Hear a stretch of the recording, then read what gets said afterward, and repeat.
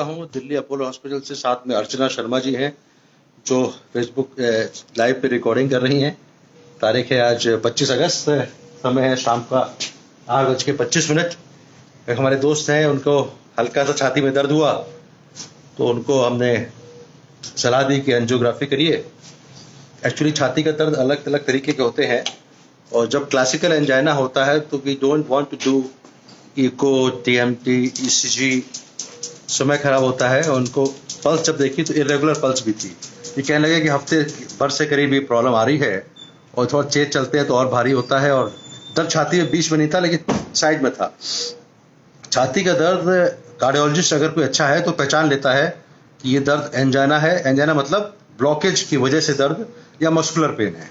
हमने इनकी एंजियोग्राफी करी और एंजियोग्राफी में हमें लगे हाथ, इनको डायबिटीज़ भी है। हमने एंजियोग्राफी में ये देखिए, ये एंजियोग्राफी का पहला शॉट, ये ट्यूब है और यहाँ पे ये दो में डिवाइड हो रही है नस। लेफ्ट में लेफ्ट डोमिनेंट सिस्टम है और यहाँ पे एक 95% और 90% ब्लॉकेज है। क्लियर कट ब्लॉकेज है, इसमें कोई शक नहीं है। एक बिल्कुल पतला हो गया है तार की तरह। ये लेफ्ट एंटी डिसेंडिंग आर्टरी है, यहाँ करीब 50% है और यहाँ भी करीब 40-50% है। तो लंबाई में है तो हमने डिसाइड किया कि यहाँ एक स्टेंट यहाँ लगेगा, एक यहाँ लगेगा, या लंबाई में करेंगे। पेशेंट बड़े कोऑपरेटिव हैं, उन्होंने कहा फटाफट कर दीजिए डॉक्टर साहब, don't waste time. We discuss with the family and we did it. तो एंजियोग्राफी में जब ब्लॉकेज निकलता है and I knew that chances है, उनको मैंने कहा था 50% चांस है कि नॉर्मल आएगा, बट अंदर से लग रहा था कि ब्लॉकेज निकलेगा। आपको मैंने बताया नहीं था लेकिन आई न्यू। पर कुछ लोगों में नॉर्मल भी निकल आता है कई बार। तो ये लेफ्ट सर्कमफ्लेक्स नॉर्मल है।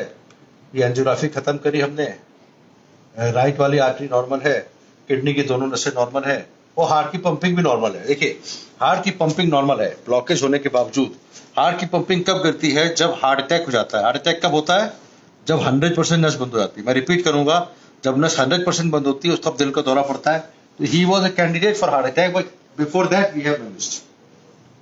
अब हमने एंजियोप्लास्टी शुरू करी और देखिए, सबसे पहले फिर से ट्यूब डाला और एक वायर जा रहा है। देखिए, ये काला काला वायर है जिसके थ्रू हम सारा प्रोग्राम करते हैं और ये वायर से हमने नापा, मेजर किया और वायर पूरा अंदर डाल दिया। उसके बाद एक गुब्बारे से फुलाया नस को। 1.5 millimetre balloon, 1.5 millimetre balloon, 1.5 millimetre चौड़ाई है। देखिए, मिलीमीटर बात हो रही है यहाँ पे, क्योंकि नस की चौड़ाई आपकी 2.5 मिलीमीटर है बस। तो उसके अंदर 1.5 मिलीमीटर फुलाया और फिर हमने स्टेंट डालने की कोशिश की। उस समय थोड़ा सा नहीं गया तो हमने कहा इसको 2 मिलीमीटर से फुलाना पड़ेगा। तो हमने फिर से गुब्बारा लिया, उसको 2 मिलीमीटर से फुलाया, जैसे जगह बनाई। स्टेंट बना डालने के लिए एक स्पेस क्रिएट करना पड़ता है with the help of balloon. तो balloon creates a space, take out the balloon and then we put a stent. फिर आराम से देखी जा रही है, ये चला गया नीचे, पहुंच रहा। देखिए, दिस इज गोइंग। ये देखिए, ये जो स्टेंट जा रहा है, लंबा स्टेंट देना पड़ा, 35 मिलीमीटर लंबा और 2.25 मिलीमीटर चौड़ाई का स्टेंट लगाया, फिक्स कर दिया। नस पूरी खुल गई और फिर ऊपर के एरिया में जहां भी ब्लॉकेज, जहां 50%, 60% और 40% था, उसको भी हमने कवर किया। क्योंकि एक जगह जिस 60% है, लेफ्ट एंटी डिसेंडिंग आर्टरी में 60% ब्लॉकेज भी इंपॉर्टेंट होता है। तो we have put another stent जिसकी चौड़ाई है 3.25 मिलीमीटर और लंबाई है 26 मिलीमीटर। इसको लगा दिया और पेशेंट का ये देखिए फाइनल रिजल्ट, देखिए कितना बढ़िया रिजल्ट, बिल्कुल नॉर्मल हो गई। अब ये कंपेयर करिए इस वाले से। ये देखिए, यहाँ पे ये है आफ्टर स्टेंट और ये बिफोर स्टेंट। देखिए, दिख रहा है आपको? शीशे दिखाइए। ये ब्लॉकेज है, यहाँ ब्लॉकेज है और यहाँ ब्लॉकेज है। यहाँ पे देखिए, ये बिल्कुल नॉर्मल और यहाँ बिल्कुल नॉर्मल। तो एंजियोप्लास्टी एक ऐसी टेक्निक है जहाँ पे इमीडिएटली ब्लॉकेज खुल जाते हैं। जब ब्लॉकेज बहुत ज़्यादा होते हैं, लेफ्ट मेन ब्लॉक होता है, तो बाईपास की जरूरत पड़ती है। लेकिन कल हमने एंजियोप्लास्टी की थी, 4 स्टेंट लगाए थे। इनको 2 स्टेंट से बढ़िया काम हो गया है। He will do well. कहने का मतलब है, एट द फर्स्ट इंस्टेंस, सुनिएगा, तो सबसे आगे एक भगवती के गीत गाएंगे। तो मैं अपने पेशेंट से पहली बार में अगर एंजियोग्राफी की जांच हो जाए, अब इसको लटकाए रहें, दवा दे के देखते हैं, आगे ट्राई करेंगे, ईसीजी करा लीजिए, इको करा लीजिए, ऐसे बहुत डॉक्टर है। मतलब I am not blaming anybody. फिर इसको एक हफ्ते की दवा खा के फिर आइए है ना, वो उसमें रिस्क बढ़ जाती है पेशेंट के लिए। And we know that there is no other shortcut of doing it without angiography. CT scan angiography करा लीजिए, अब नई चीज आ गई है सीटी स्कैन, अच्छी बात है। कुछ लोग पीछे पड़ जाते हैं, डॉक्टर साहब सीटी स्कैन करा लो, अंदर सीटी स्कैन से वो डिसीजन नहीं हो पाएगा, आपको एंजाइना क्लासिकल अगर है डू एंजियोग्राफी। अब हम रिक्वेस्ट करेंगे अपने दोस्त से, क्या मैं आपका चेहरा दिखा सकता हूँ? चलिए, आप कौन सा गीत गाएंगे? भगवती का, जोर से बोलिएगा, थोड़ा दूर है रिकॉर्डिंग, या मुझे दीजिए। गीत क्या, मुझे गीत तो नहीं, मैं तो भगवान कृष्ण का ही भक्त हूँ और उन्हीं का हूँ, तो मैं तो यही हमेशा एक ही प्रार्थना करता हूँ, ओम नमो भगवते वासुदेवाय, ओम नमो भगवते वासुदेवाय। मेरे गुरुजी हैं परम श्रद्धेय स्वामी ज्ञानानंद जी, मैंने तो आपके टेबल पे लेटने से पहले उन्हीं का नाम लिया था और उन्हीं का आशीर्वाद मैं मानता हूँ और उन्हीं के आशीर्वाद से सब होता है। ओम नमो भगवते वासुदेवाय। ओम नमो भगवते। और कोई पुराना गीत भी याद है किसी का, फिल्मी का? गीतों के तो फिल्मों गा दीजिए, कोई ऐसी कभी इच्छा हो तो गा दीजिए, कोई है याद? ऐसी कभी शौक नहीं रहा। अच्छा ठीक है, ओम नमो भगवते वासुदेवा, इसका क्या मतलब क्या है?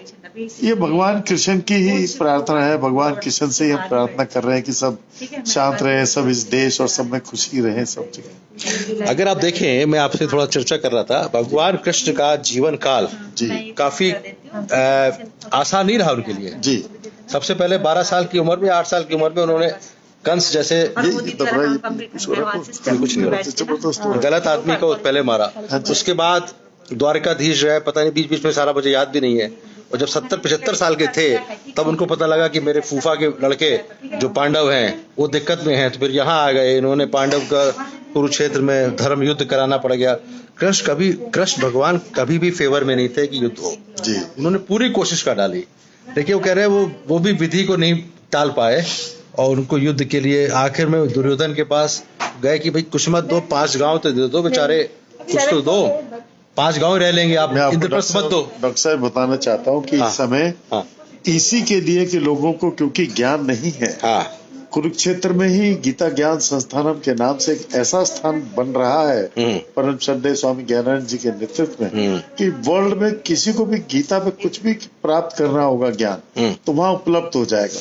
तो ऐसा एक बहुत बड़ा स्थान वहाँ पर निर्माण का कार्य चल रहा है और वो वर्ल्ड के लिए काम आने वाला है। गीता के विषय में कोई जानकारी चाहिए आपको, वो जानकारी सब आपको वहाँ मिलने वाली है, एक बहुत बड़ा स्थान बन रहा है। अच्छा ठीक है, थैंक यू वेरी मच। आपने कुरुक्षेत्र के बारे में बताया और भगवान कृष्ण के बारे में, गीता ज्ञान सबको होना चाहिए, तभी हम लोग ठीक हो पाएंगे। आजकल की कलयुग में हर तरह की पॉलिटिक्स चल रही है, तो मुझे बताना चाहिए, बड़ा खुशी हो रही है कि देखिए patient is fully all right, he has already got 2 stents, 2 stent लग चुके हैं और पेशेंट बिल्कुल ठीक है। ये भगवान की कृपा है कि भगवान की कृपा के बिना स्टेंट पॉसिबल। हमारे एक पेशेंट आए, उनकी हार्ट की पंपिंग 17% थी, 17 आपकी नॉर्मल है जी। अब वो कहने लगे कि डॉक्टर साहब भगवान ने इशारा किया, मैं आपके पास आ गया, मेरठ छोड़ के पता नहीं मेदांता छोड़ के कहाँ से आए और मैंने उनके 2 स्टेंट लगाए और ठीक है, बिल्कुल ठीक है। तो भगवान की कृपा से होता है। Angiography should be done on A minimum early, very early if it is required.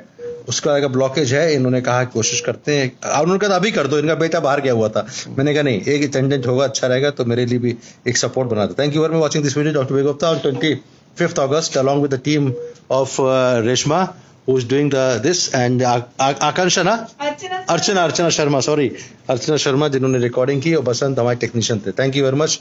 25th August, doctor professor Vivek Gupta from Delhi Apollo hospital.